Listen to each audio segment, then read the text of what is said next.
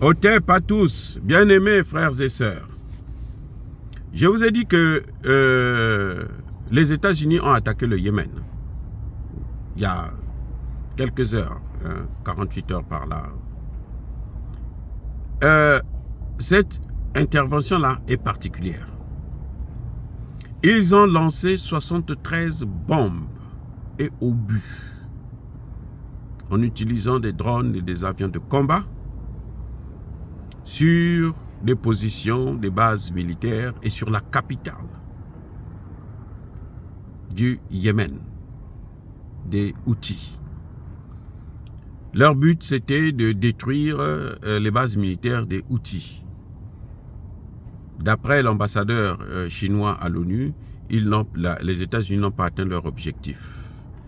Et il a signalé, je vous l'ai dit d'ailleurs, que c'était contraire à la charte de l'ONU parce qu'il n'avait pas eu l'aval du Conseil de sécurité de l'ONU seul habilité à donner l'autorisation d'une intervention dans un pays tiers. Mais ils ont aussi violé la Constitution américaine parce que cette intervention n'a pas été autorisée par le Congrès américain. Ils n'ont même pas osé demander l'autorisation du Congrès américain. C'est pour dire. Ils sont allés, ils ont bombardé. Mais il y a une chose que je ne vous ai pas dit, c'est que cette intervention s'est faite dirigée par le ministre de la Défense, ce qu'on appelle ici secrétaire d'État à la Défense américaine, M. Lord Austin, qui a dirigé les opérations sur le lit de l'hôpital. Je reprends. Les opérations là, l'intervention là, elle s'est faite par un ministre de la Défense couché dans le lit de l'hôpital.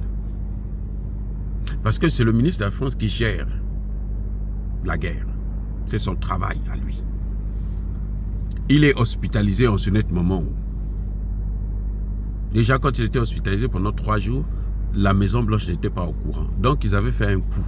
Ils ont attendu qu'il rentre à l'hôpital et puis, hop, ils sont allés faire le coup. Parce que, d'après nos informations, c'est que le ministre de la Défense n'est pas un va-t-en-guerre. Il ne voulait pas ce genre d'escalade. Voilà pourquoi ils en ont profité pendant qu'il est hospitalisé. Bon, ils sont allés faire la guerre. Et puis on met ça sur son dos. On dit que c'est lui qui a géré l'opération depuis le lit de l'hôpital. C'est impossible, c'est incroyable, c'est inimaginable. Bref, voilà comment les Américains ils fonctionnent. Quand leurs intérêts sont menacés, quand ils veulent faire la guerre, parce que là, en fait, ils veulent attaquer l'Iran. Ils veulent détruire l'arsenal nucléaire acquis par l'Iran. C'est ça l'objectif. Ce n'est pas autre chose. Les Houthis là, c'est rien du tout. Ils font ça parce qu'ils savent que les Houthis sont soutenus par l'Iran et que l'Iran probablement devrait laisser aider les Houthis à avoir d'autres missiles et autres pour riposter.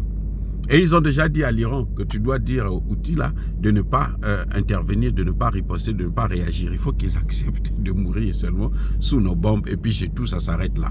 Bon, bref, c'est du jamais vu, mais bon, c'est ça la puissance américaine. Hein? Quand on a des armes, on ne connaît plus la diplomatie, on connaît seulement la loi de la jungle, la loi du plus fort. Et c'est ça que la diplomatie américaine est en train de nous faire savoir.